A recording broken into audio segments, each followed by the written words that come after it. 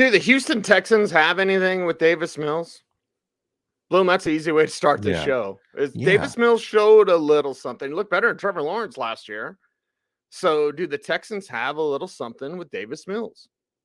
Yeah, they do. I mean, they have a starting quarterback, at least for this year.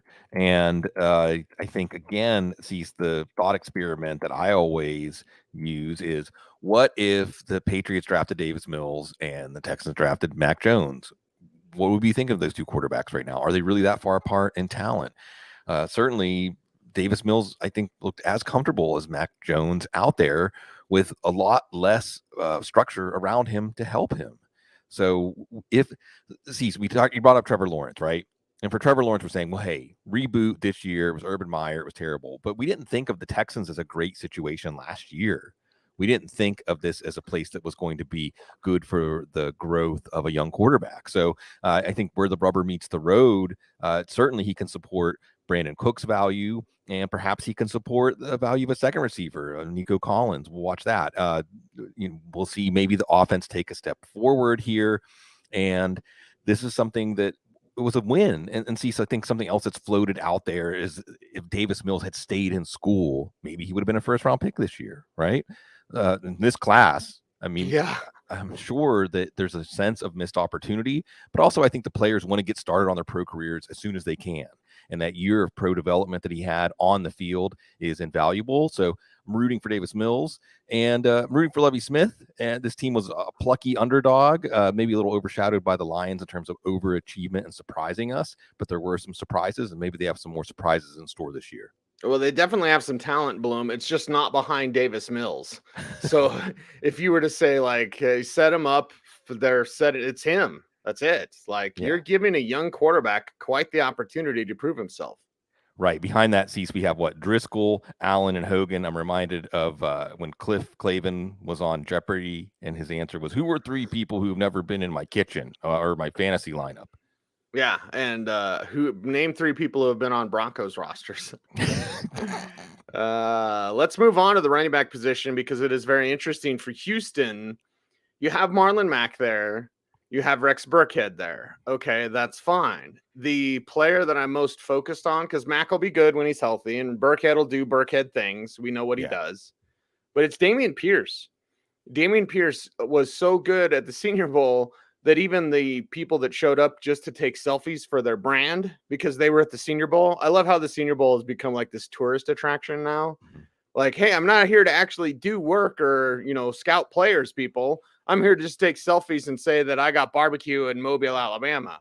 Anyway, I'm old and grumpy, Bloom. But Dameon Pierce is young and good and hungry. And he just needs an opportunity. And see, this is more of a dynasty take than a redraft take, I think. We saw last year, Rex Burkhead had one game at the end of the year. And congratulations to anybody who benefited from that. But this is probably still a backfield that's not going to produce anything reliable. In a best ball format, maybe a Pierce will post some numbers here and there. Maybe Mack will. Maybe Burkhead will. But I think all three running backs will be involved. And we should at least assume a repeat of last year, where there's not really much for fantasy. But, of course, we're going to watch Marlon Mack. Again, Marlon Mack is part of a larger story of how do we factor in Achilles injuries to value going forward. This is going to implicate a backfield that we're going to talk about a little bit later in the AFC South. You have Burkhead. What a nice career he's made for himself as the kind of running back that every coach wants to have around. Every backfield needs a Rex Burkhead, right? So he can play some special teams. He can block and pass block. He can play in the passing game. He's a rugged enough runner inside. But it is about Pierce as the upside play. And the heading under all these running backs, or over all these running backs, is, will they do enough this year to make their team not want to take a running back early next year? So that's the chance that Pierce gets. And he was in that kind of situation in Florida where, like the Georgia backs, for instance, where maybe there's a more there because it's a talented backfield, because he was part of a committee. It doesn't mean, and this is one of those things, Cecil, where there's the analysis of, well, if he couldn't beat out this running back, if this running back got touches over him in college, come on. So we're excited to see Pierce, and he can show that he can be part of this backfield for the long haul, and maybe a fantasy relevant running back, but not this year. Bloom, I don't pay attention to that type of stuff. There's really that noise still. Like, haven't we learned Terrell Davis was a fullback in college. His coaches didn't like him. He didn't play. Right. Willie Parker was behind whatever the hell North Carolina running. Like, seriously, we haven't learned this? That's still a thing? Yeah. Well, we'll see what we can learn watching this backfield. And again, the Texans, there's so many different layers to the story of the Texans. Unfortunately, a lot of the non-football stories have overshadowed the football stories. But I'm excited to see these guys that Lovie Smith has playing with a lot of fire in their belly, a lot of hunger. And I think the competition in the backfield will be good for the potential development of Pierce. Royce Freeman is just glad that Philip Lindsay's not anywhere around him. But either way, it's preseason watch list. I'll be watching Dare Ogunbowale, guys we've mentioned before. Right. And you mentioned Freeman still trying to do his redemption story. Ogunbowale is another running back that every team likes to have around, some passing down skills, a competent running back. So he could make the team complicate things a little bit here. We'll continue to see him floating around, but most of our focus here is on Pierce. Most of the focus on Pierce, most of the focus for the wide receivers is, well, there's still Brandon Cooks. Yeah. Are we expecting another year jump from Nico Collins? I think the chat room asked that. John Mechie has to be in this conversation. Yeah. Unlike Jamison Williams, he didn't get hurt in the title game. He got hurt in the SEC championship game. So he's a week ahead, right? Yeah. A couple weeks ahead in his recovery process. So it's kind of a little trio here, but it's still Cooks. Still Cook's doing his thing. And again, if Davis Mills is good and takes a step, what does that mean for Cooks, Collins, and Mechie? Yeah, Cooks could be even better, right? And what was the book on Cooks in fantasy circles? Well, he kept putting up 1,000-yard seasons on new teams, but look at the quarterbacks he got to play with. And Davis Mills. And a 1,000-yard season. So Brandon Cooks really showed that his fantasy value is indestructible, apparently. And like you said, if Mills takes a step forward, then this can be a value pick. Cooks isn't exciting in the part of the draft that he's in. You might want to take players who have a chance to crush their ADP, but maybe Cooks does too if Mills takes that step forward. But unlike last year, like you said, there's some supporting cast guys here. Nico Collins, and this is that same story, Michigan wide receiver who, because of quarterback play, maybe his tremendous tools were not seen very often on the field. Donovan Peoples-Jones showing that in Cleveland. Nico Collins showed some of that last year, and they obviously like Collins. Collins can be a big play receiver downfield. Mechie, it would be unlikely that he'd be ready for week one, or at the very least full speed for week one. He's not the kind of player that's exciting in dynasty leagues, but let's say a Hunter Renfrow kind of player where he could make his living for fantasy leagues catching 80 or 90 balls for about 10 yards a pop and help keep this offense on schedule. Obviously, they really liked him. They moved up in the second round for him. So that's the three that they have. It should be better than last year, although Cooks is still going to be that clear number one, and he showed that he can handle that even with Davis Mills as his quarterback. Right. Hey, there's Chris Conley still kicking around. I feel like this is the island of misfit toys, right? Right. There's Chris Conley, there's Chris Moore, there's Philip Dorsett. Yeah. Hey, Chad Beebe still kicking Chad Beebe, around. exactly. Yeah. So it is the island. Nobody wants a Charlie in the box. Right. Chris Conley, athletic wonder. He had an Achilles issue. Still can make some plays, but again, the plan is he doesn't have to be a top three receiver. Philip Dorsett can add some speed. Didn't quite work out as a first round pick. BB can give you some work out of the slot, more some deep balls, also some special teams help. I guess if there's an interesting guy here, it's Jalen Camp, who was the latest in the line of the amazing size, speed Georgia Tech receivers. Calvin Johnson, of course, the lead there, but even someone like Darren Waller fits into that. Demaryius Thomas. Do we give him a do-over because it was Jacksonville, because it was Urban Meyer? Watching him to see if his amazing tools stand out, maybe he can make this team. Well, let's talk about amazing tools from Brevin Jordan. I love his game. Now, is he David Njoku or is he more? That's the question mark here. What kind of security blanket receiver could he be? Because he's incredibly talented, strong, physical player. So Brevin Jordan, a player to highlight here, certainly in the Texans tight end position. Well, there's Pharaoh Brown, Tegan Quitoriano, right? Anthony Auclair. So not much, but Brevin Jordan's interesting. Yeah, he is. He is because of the chemistry, because he wasn't in a large role last year, but when he was on the field, he produced. And in year 2, he should have a larger role. And we're always looking for the chemistry. We're always looking for the quarterback's favorite targets. Brevin Jordan is definitely high on that list. And at tight end, the bar's low to be relevant in fantasy. So when we get to our end game, especially in tight end premium leagues and best ball leagues, you want a second tight end or a third tight end. If you wait at tight end and you just decide to throw a bunch of darts to see if one hits, Jordan has to be on your list. And see, this is a situation where 2 or 3 weeks into the season, we may be looking at Brevin Jordan as a tight end 1 because the bar is that low. So put him in pen on your end game tight end list. And the end game tight end list. Well, there is an end game for a tough out in the postseason, and that is the Indianapolis Colts. No one is going to want to face this team. I don't think they can make it to the Super Bowl, but they will be that tough out in the playoffs. How do they look? And is Matt Ryan the guy to finally get them there to that championship? All that and more as the preseason watch list rolls on with a little Colts talk next.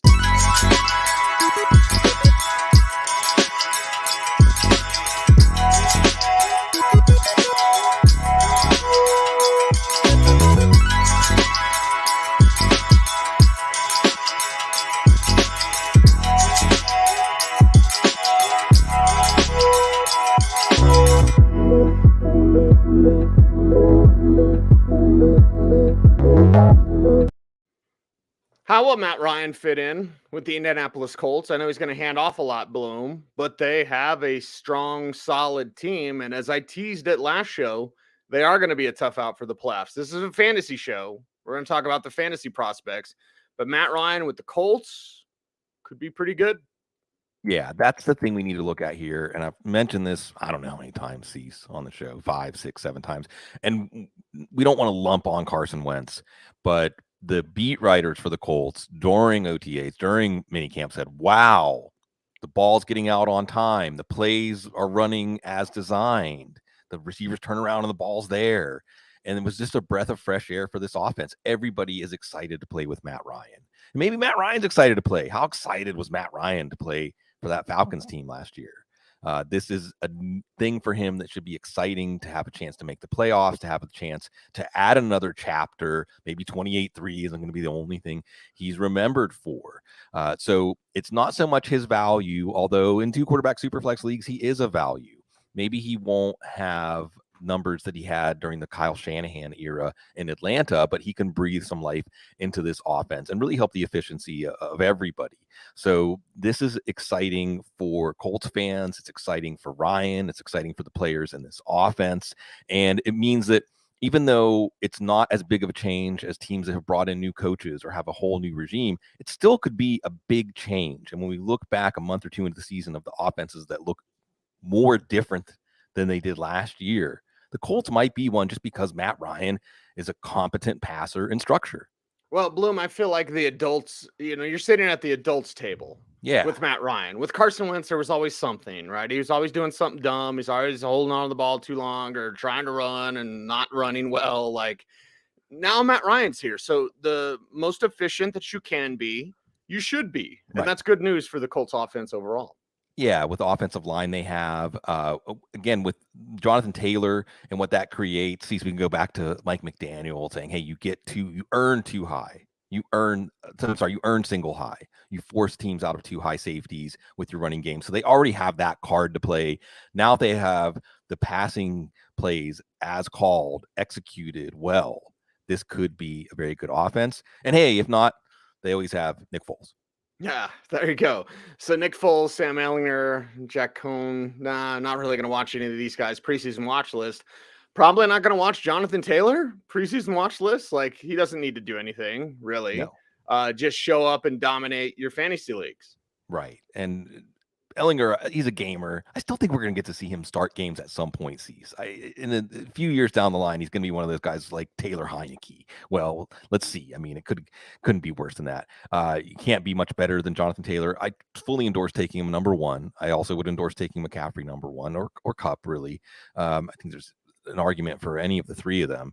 And with Taylor, again, it should get better. It should get better in terms of drives staying alive. It should get better in terms of defenses not being able to overplay the run.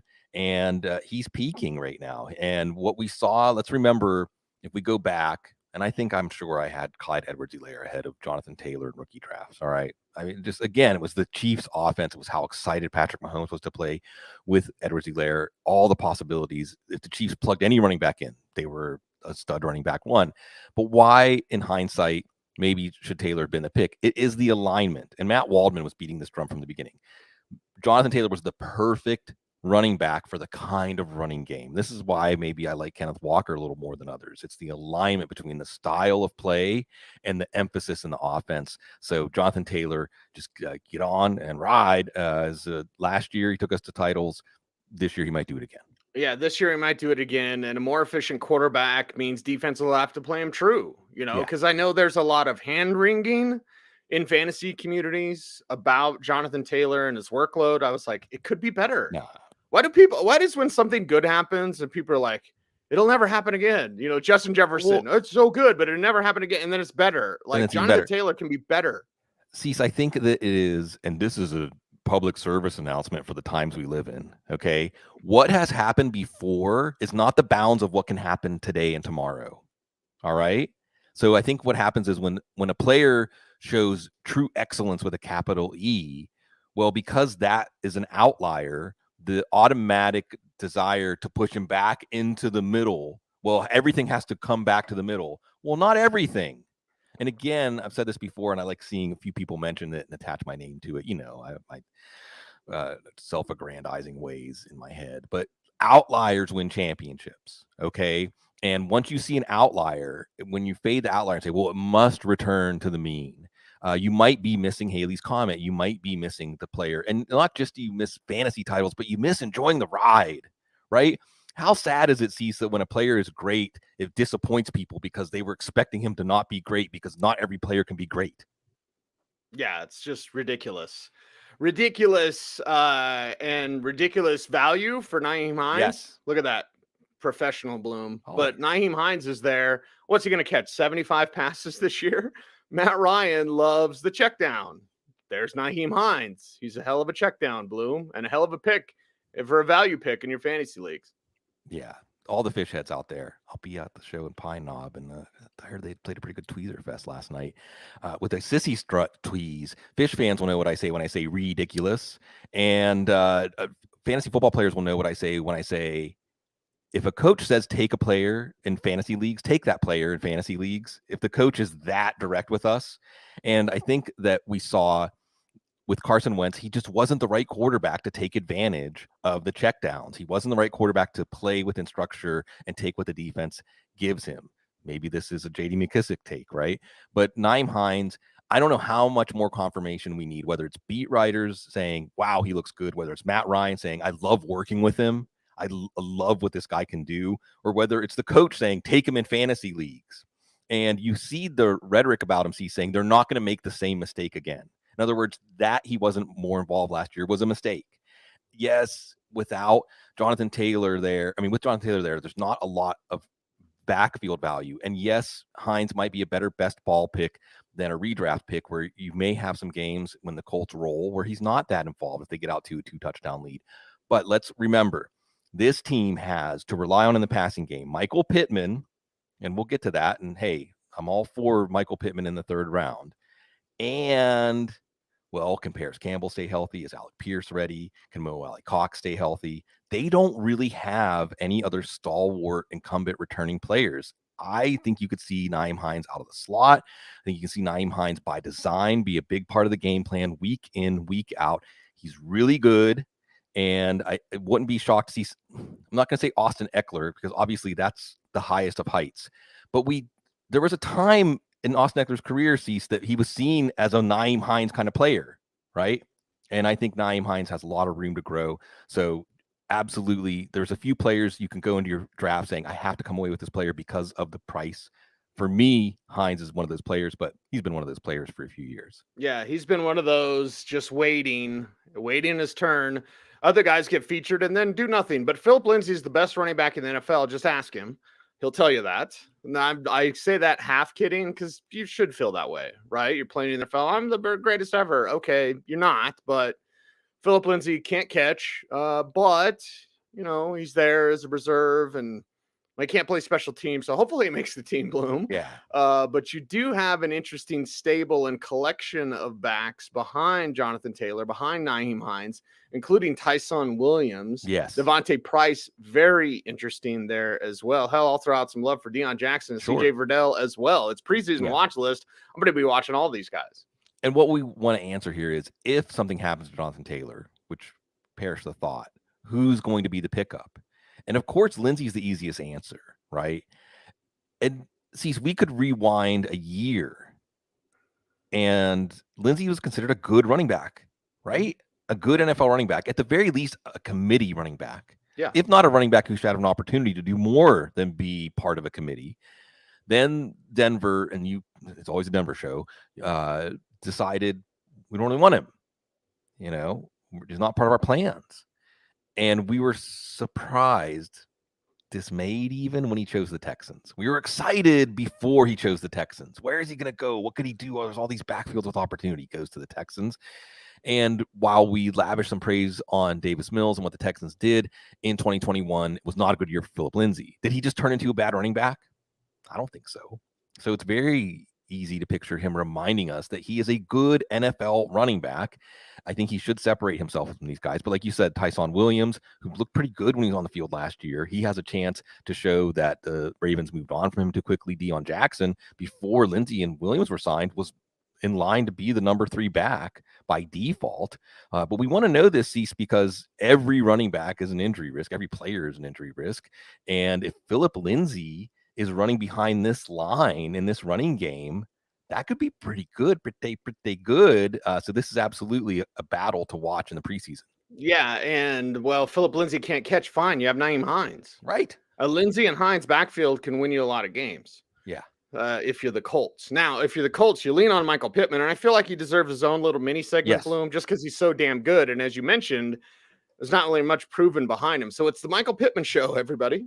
Yeah, and don't you think Matt Ryan will have some memories of Julio Jones? I'm not saying Michael Pittman's on Julio Jones level as a player, but what I am saying is when it's working, Matt Ryan can get in a pitch and catch scenario with a player, and I think it will be working with Michael Pittman. And again, this is one of those situations where you have the intersecting development of Michael Pittman and the improvement of the passing game with Matt Ryan. So I think that this is going to be very good. And I'm just excited to see what Pittman can do. And there's a lot of receivers in the 3rd and 4th round that have a wide range between their top end and bottom end. But I think Pittman stands out as someone who gives you that upside and has a high floor because of Matt Ryan. And if you go into your draft thinking, I'm taking Michael Pittman in the 3rd round, I think that's a very solid plan. And next year, we might be thinking of him as a 2nd round pick, maybe even knocking on the door of the 1st round if Ryan regains his form.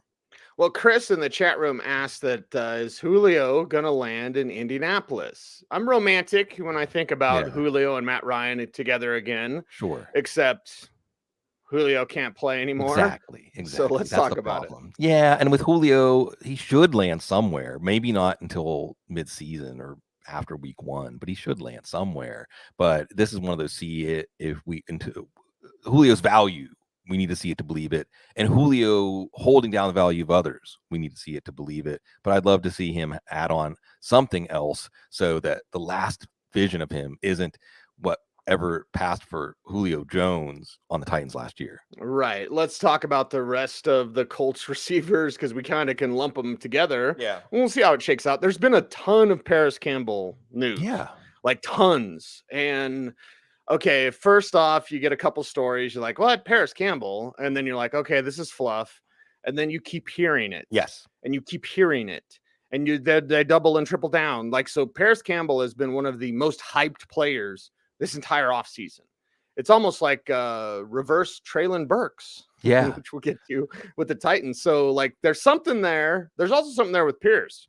Yeah. Pierce can cut a rug. So let's talk about these guys. And if you want to throw in the rest, that's fine. But I think Pierce and Campbell are the two to focus on here. Cecil, if you spell Burks backwards, it's scrub. Just saying. Paris Campbell does this every offseason, every training camp. He stands out in practice. He stands out in a way where he's got speed. See, he reminds me a little of Calvin Ridley because he plays very under control, but very fast. And he is impressing everybody again. And he might be more than Nyheim Hines the answer of who's the number 2 target in this passing game, but he has to stay on the field. And Rashad Penny comes to mind, where when a player has let us down multiple times, we think, well, this year could be the year he stays healthy. This year could be the year he stays healthy. And we continue to be let down, then we kind of move on. Maybe we shouldn't move on from Paris Campbell. Certainly not at the last round price he has, and not with the ability he has, and not with the buzz he has generated in the past.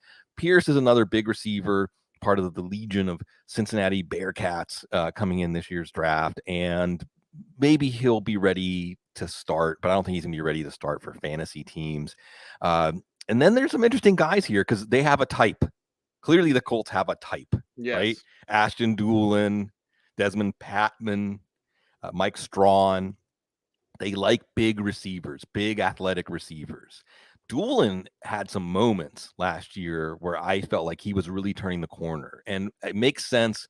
We're not patient with wide receivers anymore, but it makes sense that a small school, toolsy wide receiver who hasn't moved to tight end yet, right? Maybe that's the flow chart, right? Have you been asked to move to tight end? No? Well, maybe there's something there, right? So Doolin, with his with his special teams ability, can absolutely, if not emerge as a clear number 3, number 4, be that guy that if something happens to Pittman, if Pierce isn't ready, then that's who they turn to. There's Strawn, who didn't do much to stand out, small school, toolsy receiver, further behind Doolin on that development arc, but let's watch what happens there. Patman, and then let's not forget Kiki Cutie. Yeah, he's still around. Mm-hmm. And it was against the Colts, right? When he broke that record for receptions in his first game, in the first NFL game. And it's wide open. If you listen to the Colts beat writers, and there's a lot of good folks covering the Colts, they'll say, hey, the number 2 receiver job is wide open. So any of these names, if they have a good summer, could at least put themselves on our waiver wire watch list and be an important player in an improved offense. Yeah, and how the hell do you pronounce it? Strawn. I was like, anytime you're that size and have that skill set, I'm gonna butcher your name, but I'm gonna watch you in the preseason watch list and probably watch other guys butcher your name. I kind of laugh at that because you get like the 8th string guys that do games in the preseason, which is fine. Listen, it's a tough job.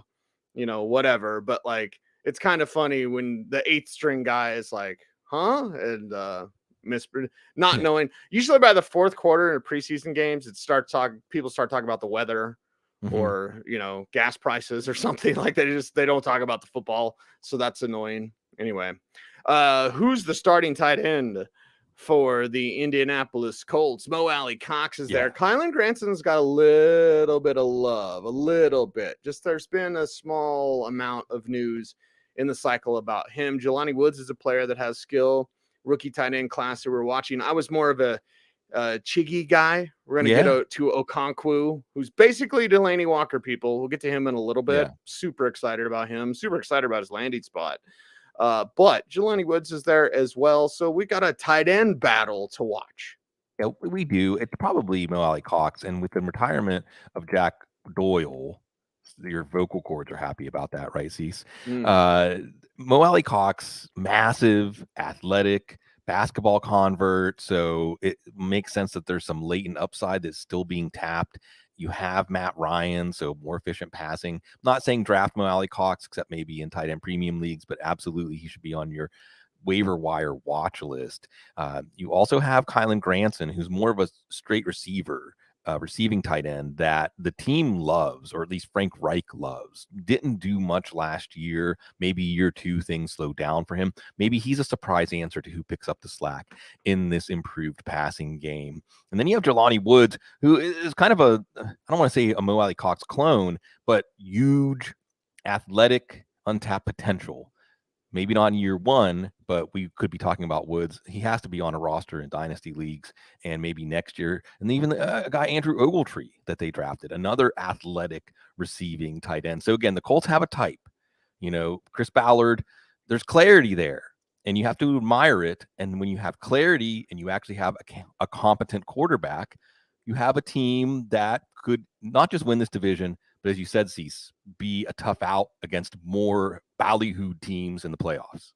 Well, I hate to say it, but Trevor Lawrence didn't look good last year at all. Now, rookie quarterback, whatever, but usually there's some flashes, like Justin Fields flashed, right? Trey Lance a little bit flashed. And Lawrence did the last game, maybe, if you want to take that into account, like maybe. So what kind of step is there in year 2 when you could barely get off the ground in year 1? But is that all Urban Meyer? Or is there reasons for concern with Trevor Lawrence? We'll talk about it next.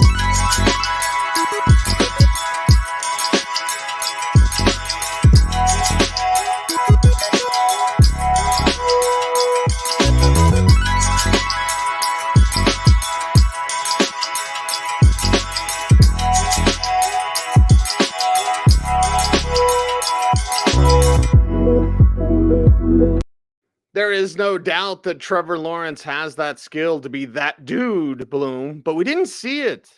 And I'm really concerned. Like, usually you see a little something, and it wasn't there with Lawrence last year.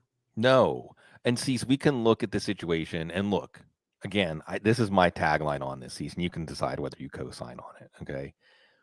You can take the worst Urban Meyer hater that you know, and it was worse in Jacksonville than they think it was.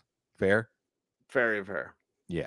So we want to use that as an excuse for a lot of players. We want to say that what you saw from players in Jacksonville in 2021, except for James Robinson, and maybe the fact that I'm bringing up James Robinson is the reason why we have to hesitate.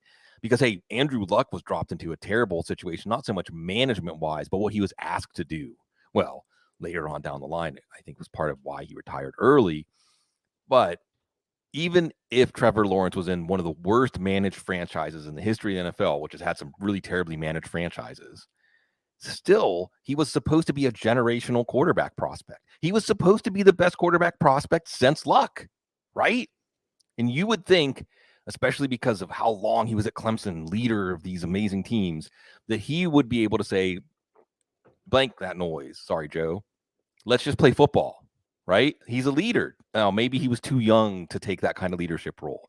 Maybe Urban Meyer is just that much of an ogre that everybody shrinks in his presence. I don't know, but I know that you have to at least hesitate when you say there's no evidence that Trevor Lawrence is going to be a bust last year because of Urban Meyer.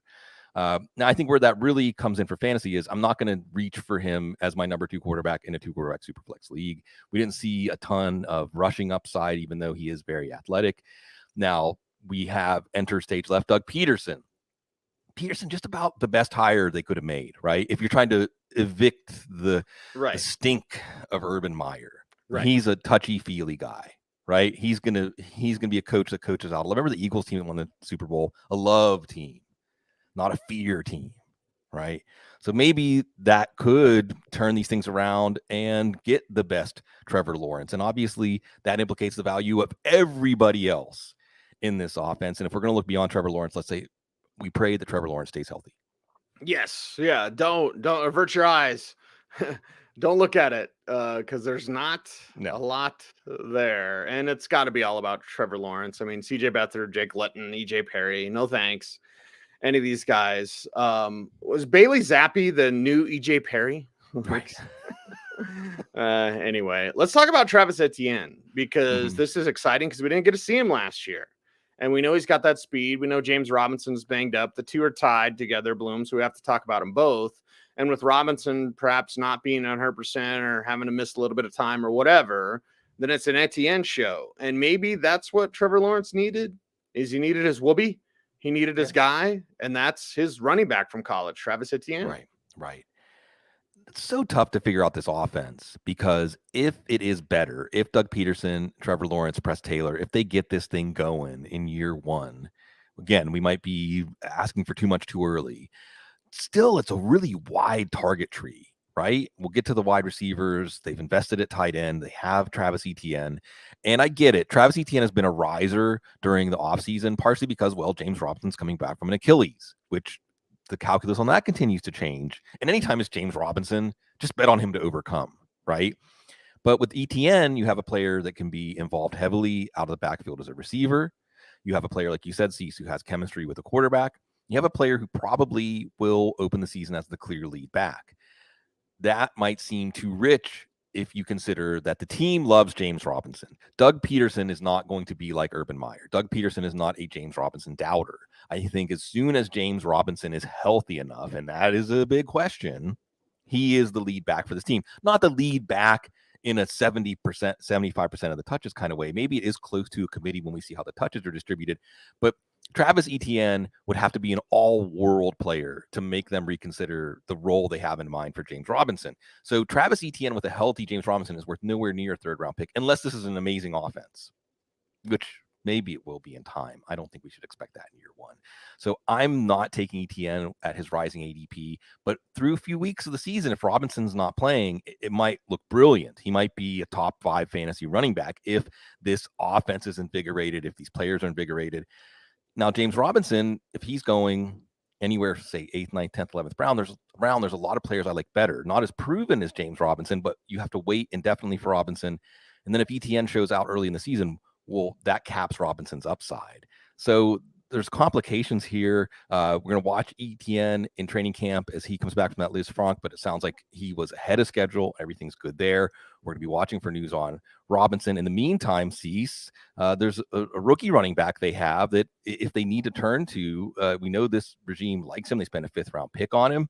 And another one of these backs we talk about that maybe didn't stand out in college because there's so many talented running backs in the SEC. Right. But that doesn't mean that Snoop Connor might not be important for the Jags eventually. Snoop a loop. Bring your green hat. It is Snoop Connor. So let's get it going, man. Yeah. He's the player to target here, not Raquel Armstead. I think that ship has sailed. Sure. But it is Snoop. Snoop's preseason watch list megastar. And he should get preseason DFS love, as they're not going to want to use ETN too much. He should basically be the lead back, and he should get some run with the first team in practice. So this is a player that when we read the training camp reports, John Shipley, one of my favorite beat writers, my favorite dudes in our football world. You know, when we read what the folks watching the new version of the Jags see, if Connor is standing out, then we have to at least have him on our waiver wire radar, as if Robinson's not ready to begin the season, then he's a Travis Etienne injury away from being a lead running back. And with respect to Armstead, I'm just happy that he's still on an NFL roster. Remember, he was one of the players that had a rough time with the pandemic that we're in the first year. And it's just good to see that it hasn't taken something from him that kept him from being a professional football player again. Okay. Wide receiver position is the overpriced Christian Kirk. You're going to make that type of move. And I know they had a bunch of money, Bloom, so they could, but spending that type of money on Christian Kirk, they're going to try to prove themselves right, which means what for fantasy GMs? I think that Kirk is a player you're going to find a lot of fantasy analysts pounding the table for, because in theory, he's number one receiver, right? They paid him like a number one receiver, but is he really a number one receiver? This is kind of like Corey Davis. And I get it. Corey Davis had some moments last year with Zach Wilson, and maybe Trevor Lawrence is better than Zach Wilson. I don't know. It's hard to tell with each of them, honestly, at this point. But I think that you look at Christian Kirk as a number one receiver, and if he's matching up against number one corners, if he's matching up against Stephon Gilmore, who's added to the Colts roster, right? We'll see about Derek Stingley Jr. If he's matching up against good cornerbacks, then, and notice I didn't mention Tennessee. If he's matching up against good cornerbacks, then is he going to be more of a decoy? Because he's not a number one receiver, even though he's paid like a number one receiver. And it makes me want to look further down. But really, Cecil, what it makes me want to look at is, if we assume even an efficient offense, look at all the mouths there are to feed. You have ETN and Robinson out of the backfield. We're going to talk about Evan Ingram and Dan Arnold. You also have this new regime signing Zay Jones. Marvin Jones is still there. They still have LaVisca Chenault. Remember, Jamal Agnew was getting some run as an offensive player with this team. So how is it that there's consistency week to week? I just don't see it. That's why I'm fading Kirk. If his value is a 12, 13, 14th round pick, I'm not going to knock anybody for any 12, 13, 14 round pick. But if he starts to move up because of the buzz in the fantasy industry about him, I'm out. Well, and who does Trevor Lawrence prefer? That's what we have to figure don't know. out. Like, they may want to force and, call packages of plays for Christian Kirk, but if he just loves and connects with Marvin Jones better or Zay Jones better, then that's it. Laviska is probably going to get cut because we're at he's doing anything. Like, he'll play special teams. He'll be a returner. He's not a returner. He's a smaller version and a bad version of Julio Jones now. Interesting prospect, but like, okay, I'd rather talk about Marvin Jones. Yeah. I'd rather talk about Zay Jones. Right. Viska, if he moves to tight end, maybe. I don't know. It's not tall enough, but like, it's just not going to happen in Jacksonville. Maybe he needs a fresh start. There is physical talent there, to be sure. But I think the other receivers are much further along in the pecking order because Viska's getting the, like, hope he doesn't get cut type of stories. Sure. Zay Jones, 3-year, $24 million contract, $14 million guaranteed. Wow. Good redemption story. After his rookie year, we weren't really sure he was going to hang around the league. So he's going to figure into the mix. Marvin Jones should lead this team in receiving touchdowns. And for best ball leagues, you need to take note of that. We get to Viska. How can I say this, Cease? Let's just say, based on Viska's personality, which I know you're familiar with, Urban Meyer was a really bad fit. Really bad. Yes. Really bad. And I hope he makes the team. But if there's a player that you want to say chalk up 2021 because it just was never going to work on that kind of atmosphere and that kind of atmosphere, that's Viska. So let's not totally write him off, although we're not drafting him in redraft. We're not cutting him in dynasty leagues. Maybe we're doing a little low ball offer, maybe wait to see if he's released or if he just makes the team and that lowers his value. But I think you're right, Cease, that maybe the Jags overestimated his talent, and that doesn't mean he can't be a solid NFL player and a contributor. And again, I'm just going to mention Jamal Agnew. He's hurt right now. They don't know if he'll be ready for the beginning of the season, but he showed he can do some different things, not just a return specialist. They also have Laquan Treadwell, another redemption story hanging around. And for UDFAs, I want to mention Kevin Austin out of Notre Dame. Some people had him as a draftable player and more of a practice squad candidate. But as things start to churn, Viska isn't with the team in a year or two, or maybe this year, Marvin Jones getting to the winter of his career, then maybe we could see Austin as a player we care about in a year or two. And Jimmy with the perfect scenario here. Chenault does have a little Debo, a tiny bit of Debo. Laviska Chenault or Traylon Burks. Right. In terms of seriously. style. Yeah, seriously. Because Burks always like, he's just like Debo. No, he's not. No, he's not. And he's certainly unlike AJ Brown. Oh my God, we're not to the Titans yet. Because we still have Dan Arnold and Evan Ingram to talk about with the Jaguars. And they give Ingram a 1-year, $9 million deal, which is pretty close to the franchise tag. So that was more than I thought Ingram was going to get, Cease. I didn't think he was going to get that kind of money after how things ended up with the Giants. But we have a history. Now, Cease, this is one of those faulty fantasy analysis things, right? Did Press Taylor and Doug Peterson and et cetera focus on the tight end? Well, because they had Zach Ertz and Dallas Goedert, right? Or is it a proclivity? Is it an inclination in the offense? Well, the fact that they went out and got Ingram, that's Trent Baalke, mind you, but still, you have the trade for Dan Arnold, who's a pretty solid receiving tight end, former wide receiver. You would think that the tight end is going to have a receiver. You don't get Evan Ingram to block, okay? That's not why you pay him $9 million. And there's a question here, Cecil, of who's in the slot for this team. Is it Ingram? Is it Viska? Is it Jones? One of the Joneses. So Ingram, we're going to be watching to see if he endears himself to his new quarterback, to his new coach, because he's so cheap and he has considerable talent. First-round pick. And again, he was a first-round pick on his receiving ability, on his athleticism, not as a two-way tight end. So it's still worth watching. I might not spend a pick on Ingram at this moment, but if we start to hear that drumbeat, that buzz, then Ingram could be somebody that easily gets into the top 10, 12 tight ends. Also want to mention Garrett Prince. Big play tight end, small school guy. Yep. Again, anytime we see, and Isaiah Likely we highlighted back when we did Baltimore, anytime you have a tight end or someone with a tight end designation coming into the league, but really, even as an undrafted free agent, they're known for their big playability downfield. The bar at tight end is so low, we have to at least monitor their development. Definitely. That's what the preseason watch list is all about. It's 32 teams, 32 episodes, and every skill position player that you could give a damn about, we talk about on this show. Wrapping up the AFC South with it's more than just Derrick Henry. And what the hell do they do without AJ Brown? Maybe it is more just Derrick Henry. Anyway, Titans are up next.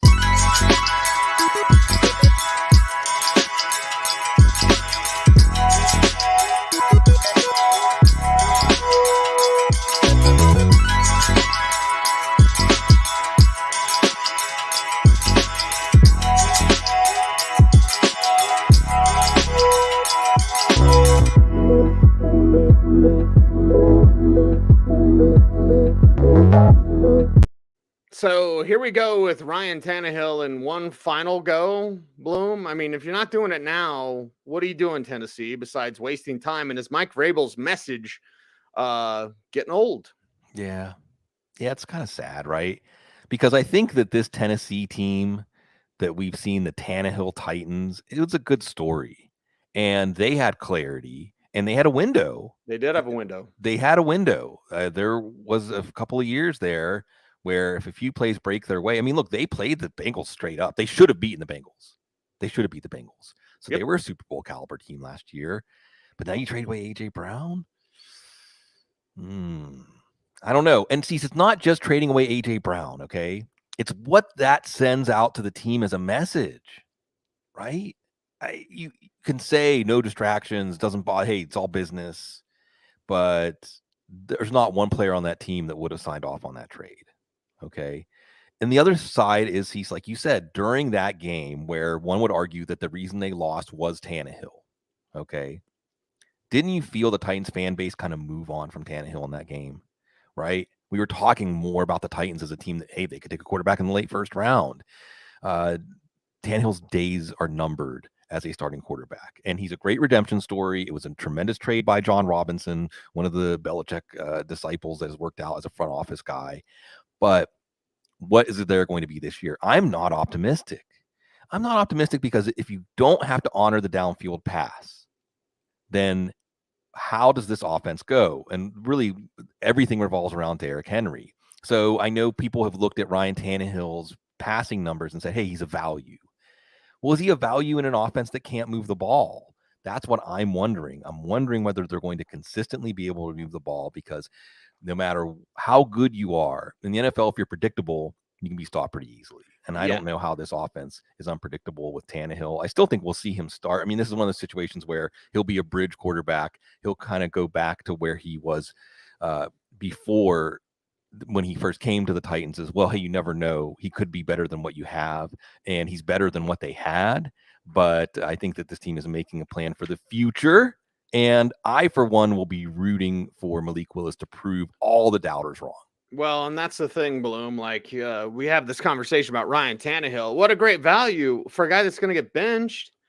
Every time there is a power struggle, you have to look at who's next. When you look at who's next and you see a guy that did have, top 10 hype, number 2 overall to the Lions, they love Malik Willis. They coached him at the Senior Bowl. Okay. The reality with Malik Willis set in during the draft, but he's there. You have a coaching staff that would love to have a new change and not get the blame. Honestly, again, there is a power struggle. When you have harmony between coaching staff and front office and quarterback, you have Super Bowl window. Cincinnati, for example, right? You see that in those situations. When you don't, and it's not my fault, it's the other person's fault. It's not my fault. It's because we have Ryan Tannehill. It's not my fault. Why don't we put in Malik Willis? Like, yeah, okay. And what can Willis do? He can run. He's got an absolute cannon of an arm. Now, we say that about strong arm. He's got a strong arm. No. No, Willis has a rocket arm. He has zero control on it.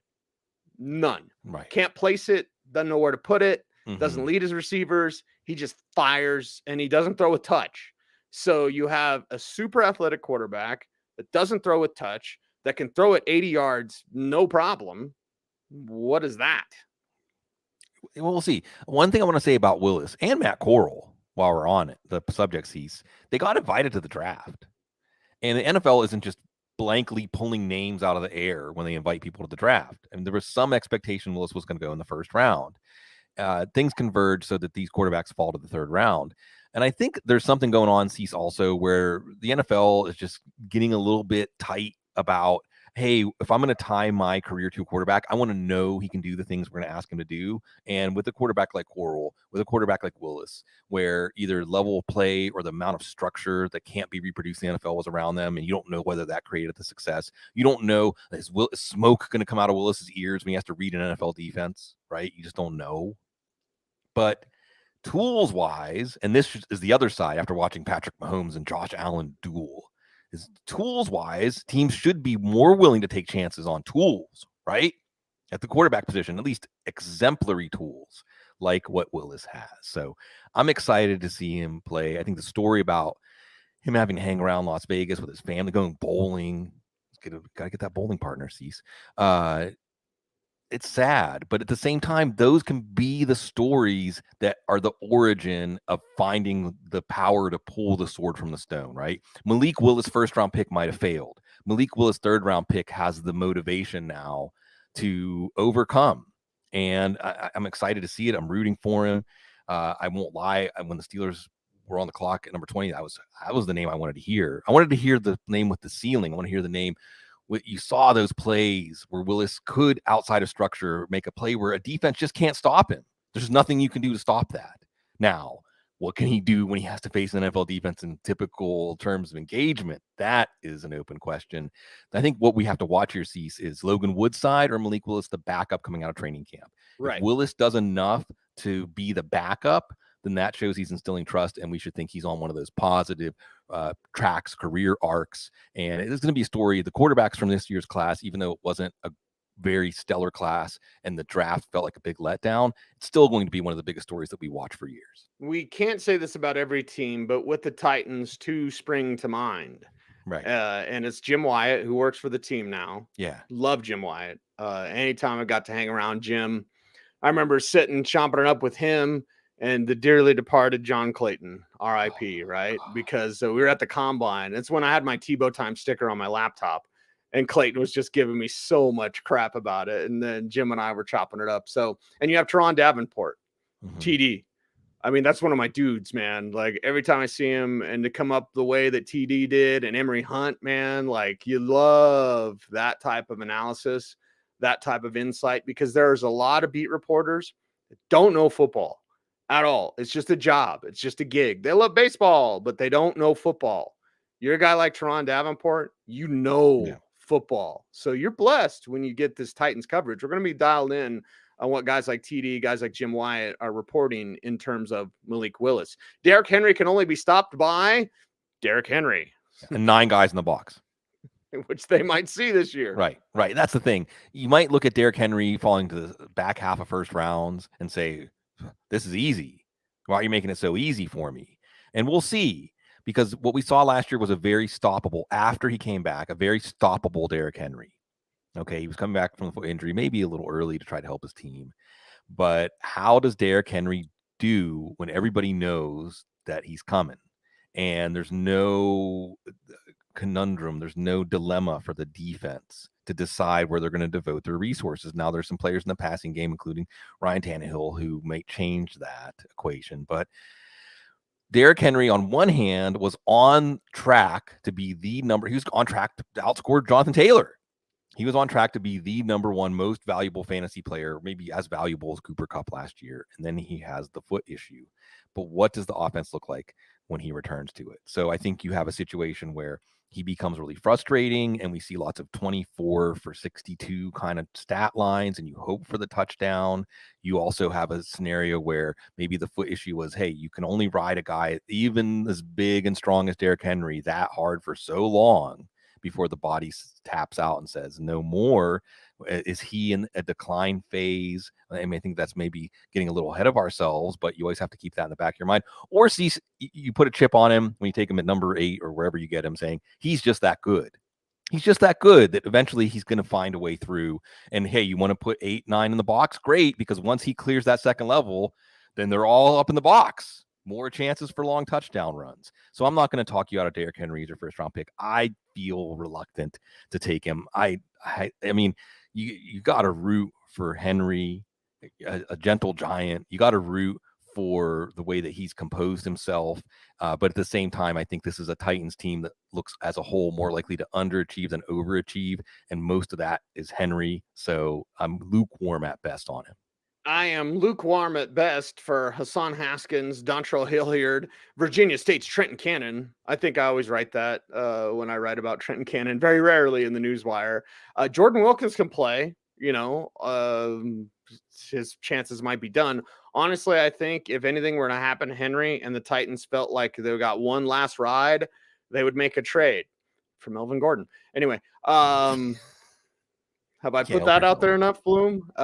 So let's talk about these Titans backups, because people will be thinking handcuffs for Derrick Henry.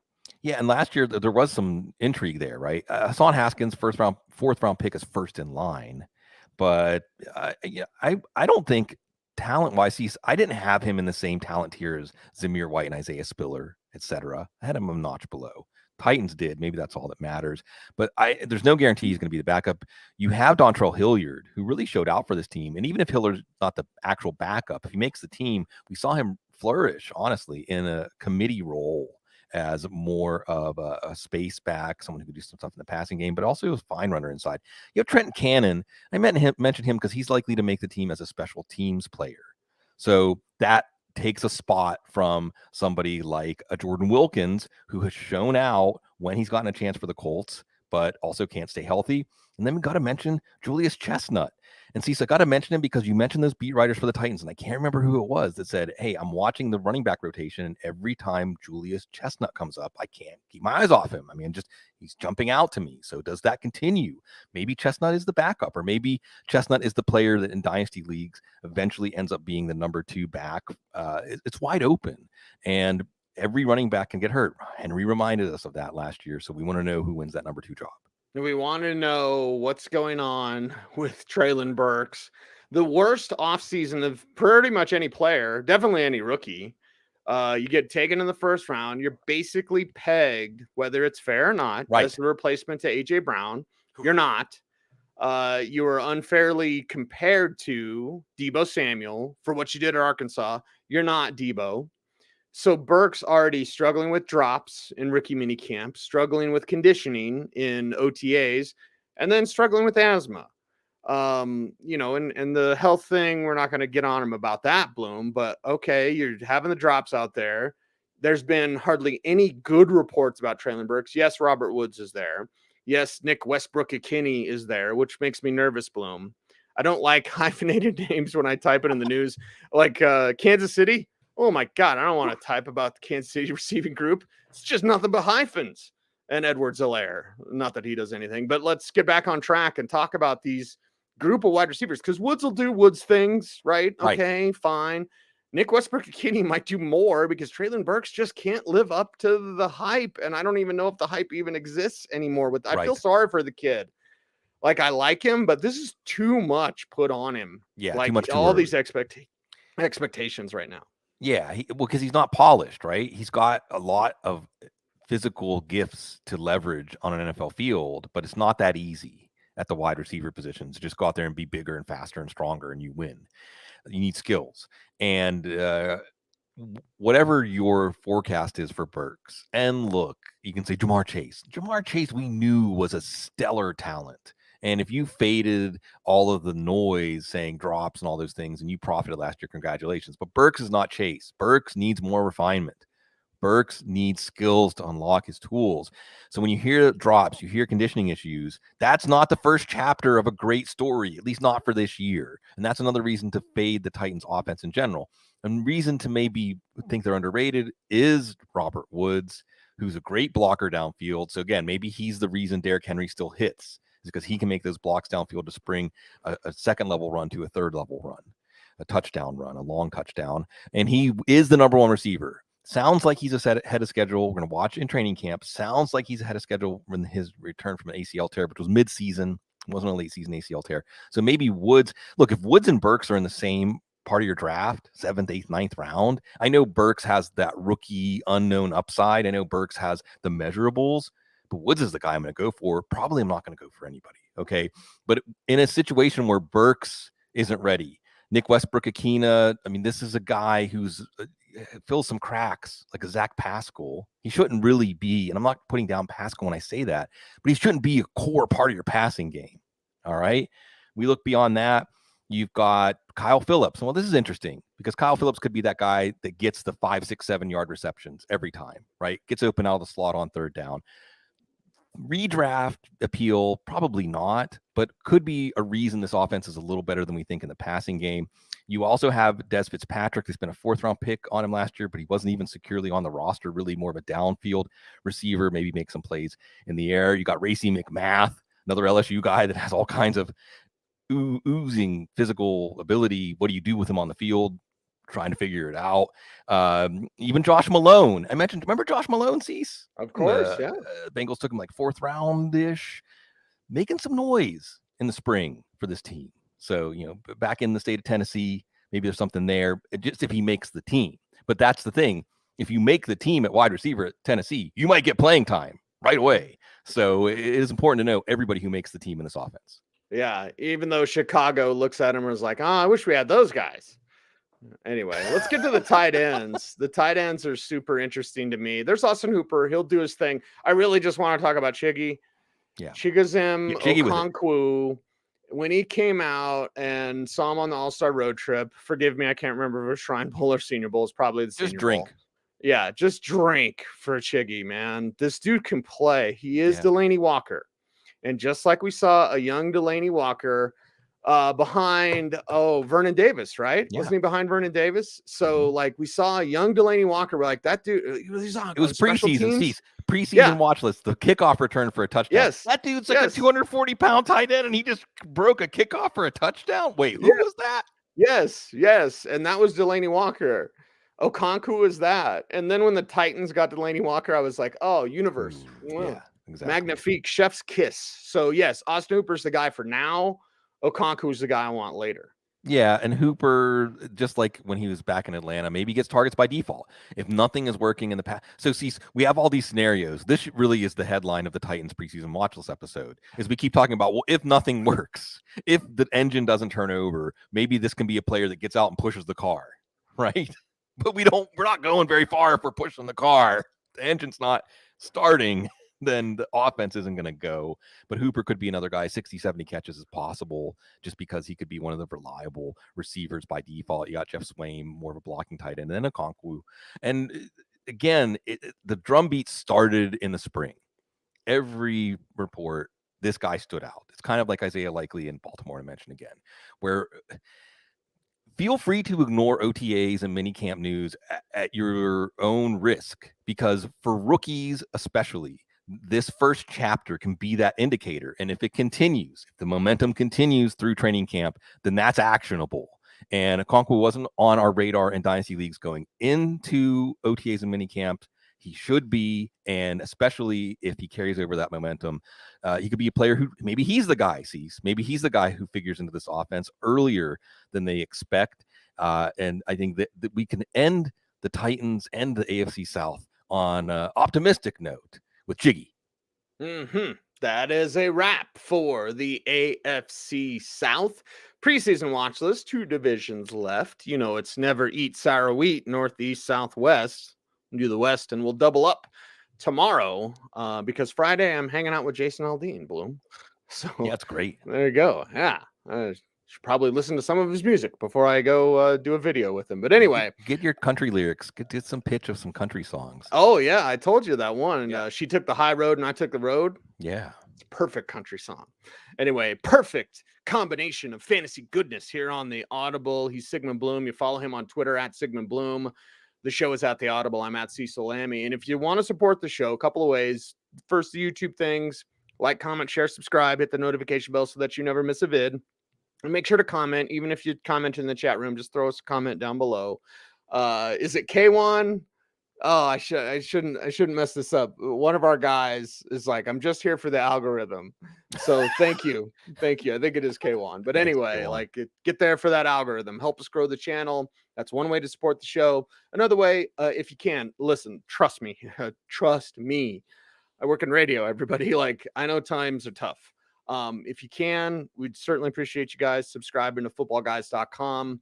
It's an annual price. It's not a monthly price. It's a really good price, really good content, tens of thousands of pages of content, just like we do every single year for footballguys.com. So check us out, subscribe if you can, and we certainly do appreciate you. And we love you all for watching here on YouTube, for listening via Spotify, Apple Music, what have you. However, get your podcasts.